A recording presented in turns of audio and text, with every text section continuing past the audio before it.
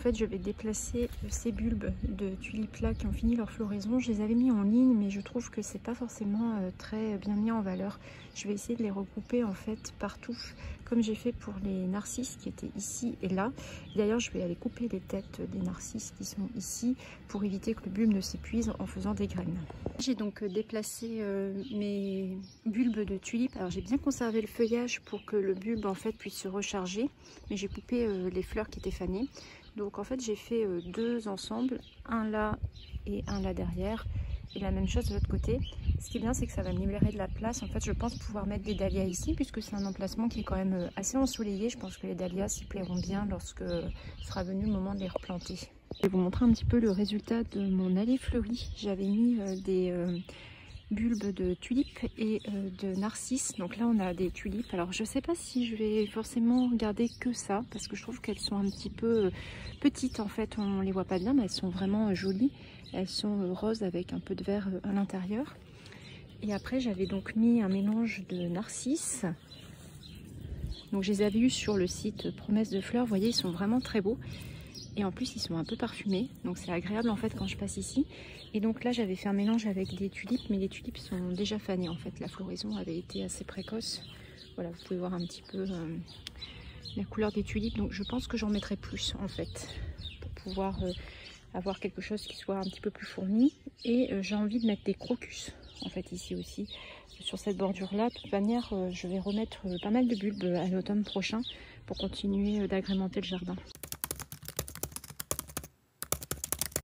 Je vais vous montrer un petit peu le résultat de mon semis de fèves. Donc vous voyez, en fait ça a bien levé. Alors j'en ai qui sont un peu plus tardifs que d'autres, puisque là vous voyez c'est en train juste de lever ici, alors que les autres elles avaient levé plus tôt. Là pareil, j'ai encore une graine qui est en train de lever un petit peu plus tard. Donc là je vais les buter pour pouvoir après les tutorer un petit peu plus tard. Il faut encore que j'attende un peu qu'elles poussent. Mais là je suis assez contente parce que contrairement à mon semis de petits pois, le semis de fèves a bien fonctionné. Alors je vous parlais de mon semis de petits pois, vous voyez les routes sont quand même très clairsemées. J'avais semé 3 routes. Alors je sais pas si c'est parce que c'est pas assez ensoleillé ou si parce que les oiseaux sont passés par là, mais bon, je suis un peu déçue. Je pense que je vais peut-être repositionner mes pieds de petits pois pour que ça fasse une route, pour que ça soit plus facile pour les tutorer.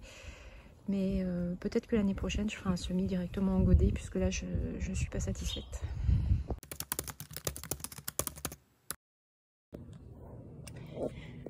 Alors là j'ai remarqué en fait que mes pieds de tomates commençaient à faire leur première vraie feuille.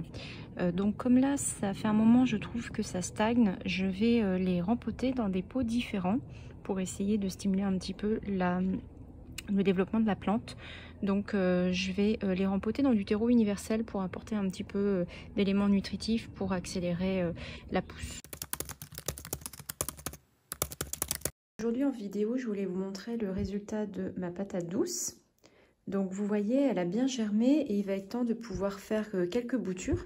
Donc je vais vous montrer comment il faut faire ça en vidéo. Moi j'ai choisi un bouturage en eau parce que je sais que les boutures directement en pot, je vais pas être assez régulière pour pouvoir faire attention à l'humidité, à la chaleur et que ça risque de ne pas fonctionner. Donc je préfère d'abord faire un bouturage en eau et après les replanter une fois que les racines seront apparues.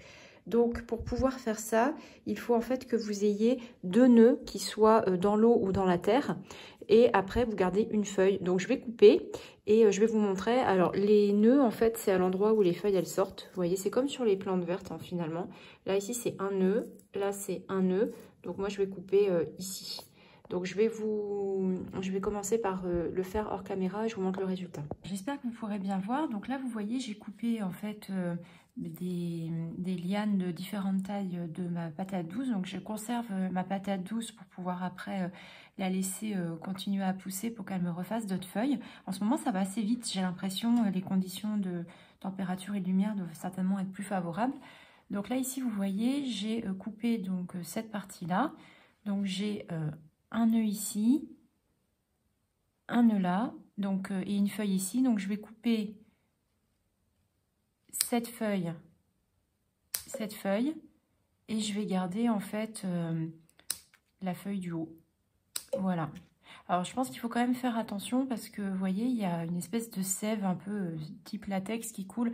Je ne sais pas si c'est pas toxique généralement sur ce type de plante. En tout cas sur les plantes vertes, quand on a ça, on dit qu'il ne faut pas trop toucher. Donc faites peut-être attention à mettre des gants. Faites peut-être pas comme moi.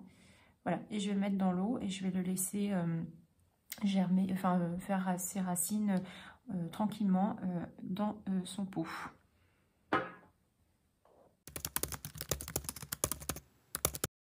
Devant mon semis d'encolie, je voulais vous montrer que parfois il faut savoir être un peu patient puisque tout n'arrive pas en même temps. Donc là c'était le semis de graines que j'avais eu par un échange sur Facebook.